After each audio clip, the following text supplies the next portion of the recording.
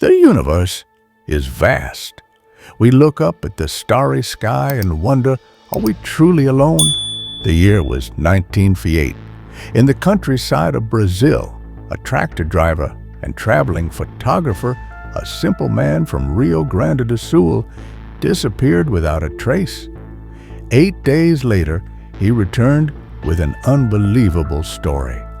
Artur Berlet claimed to have been taken to a distant planet called Akart, where he spent days living among an advanced civilization. What makes this story even more intriguing is that his descriptions of technology and science were decades ahead of his time. He spoke about video calls, solar energy as the primary power source, flying vehicles, and even the appearance of Earth from space. 3 years before the first human-crewed spaceflight. Could this be the most extraordinary abduction experience ever recorded in Brazil, or even the world? Or just an illusion created by his mind? What you're about to hear may change your perception of existence and the possible plurality of inhabited planets in the vastness of the universe. Are you ready?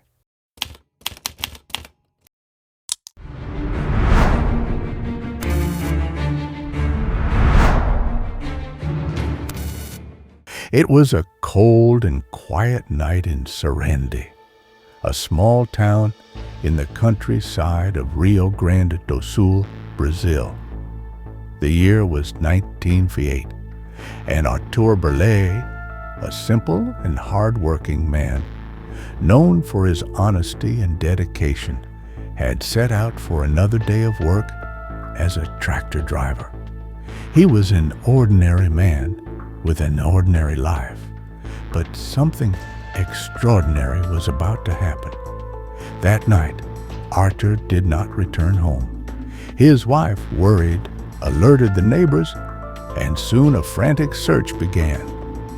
They combed every corner of the farm where he worked, every dirt road, every patch of forest. Nothing. Artur had vanished without a trace. 8 days passed, and the anguish only grew. What could have happened to him? An accident? A kidnapping? No one knew. Then, on the 9th day, Artur reappeared.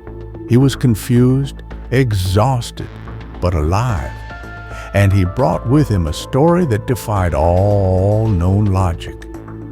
Artur recounted that on the night he disappeared, he was walking home after a long day of work. He had missed the bus and decided to walk the 18 kilometers that separated the farm from his house.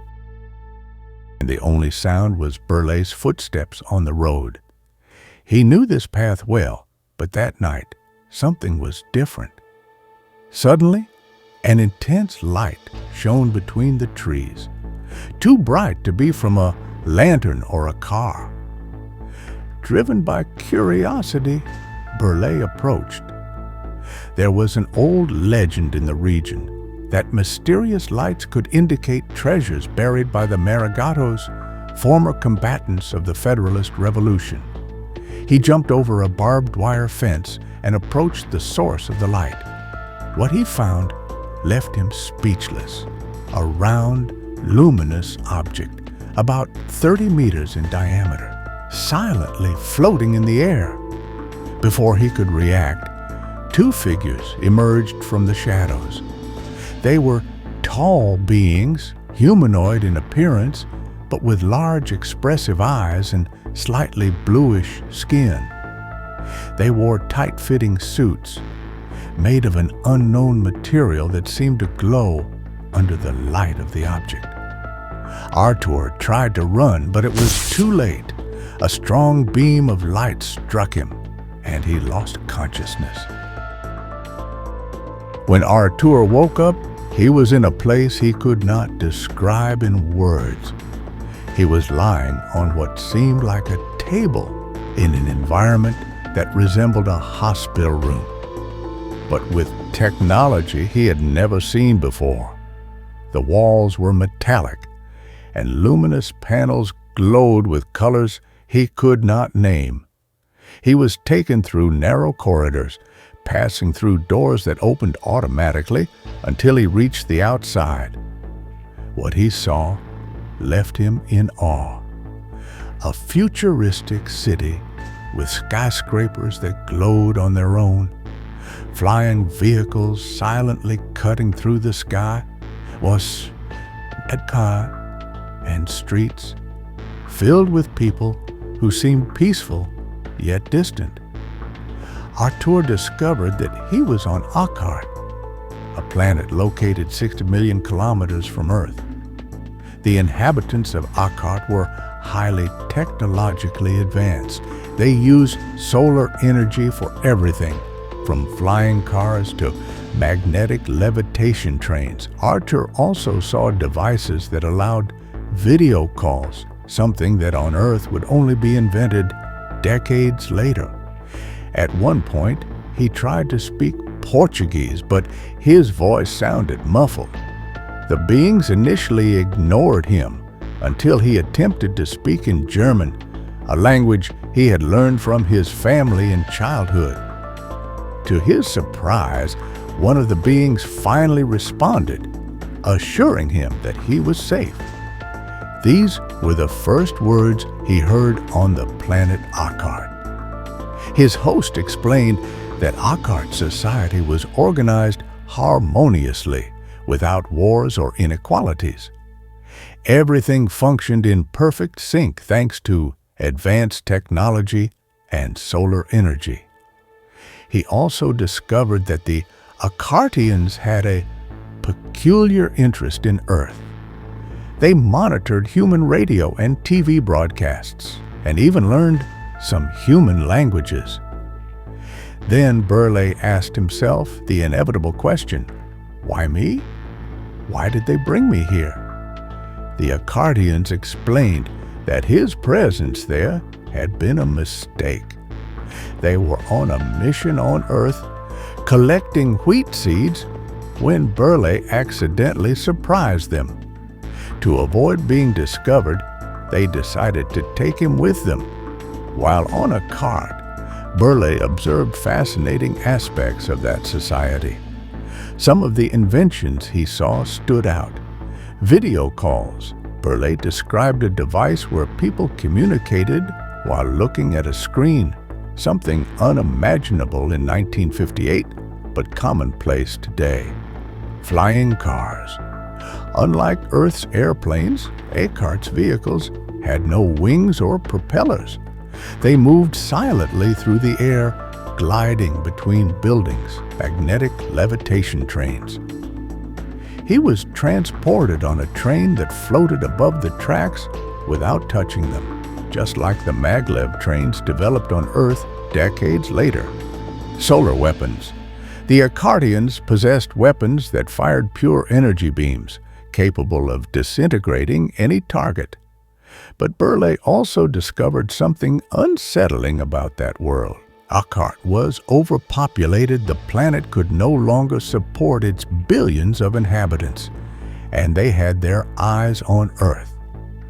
The Akartians had no intention of invading our planet. They expected humans to destroy themselves. When that happened, they would reverse the environmental damage and take over Earth to colonize it. Artur also had strange experiences on Akart. The water was incredibly light, almost ethereal, and the clothes he wore had spring-like soles, making him feel lighter when walking. However, the local food did not appeal to him.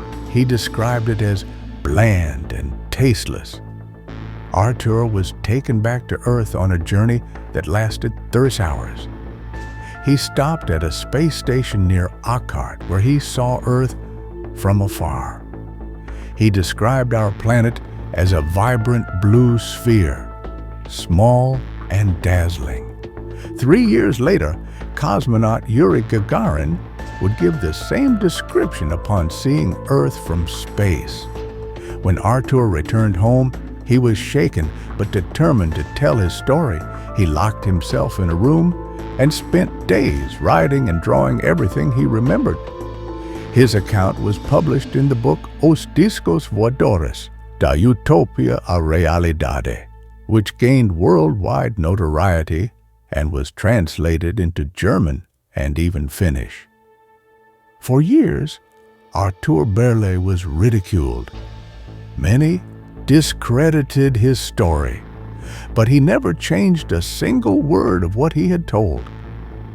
Before he died, Berlet was visited by acquaintances who asked him one last question. "Friend, tell us the truth. Did this really happen?" Even weak, his response was firm, every word. Tonight's story may be shorter, but don't let that fool you. It tells of an extraordinary case of alien abduction reported by none other than Artur Berlet, a humble, honest man who lived and died in the quiet countryside of Rio Grande do Sul, Brazil.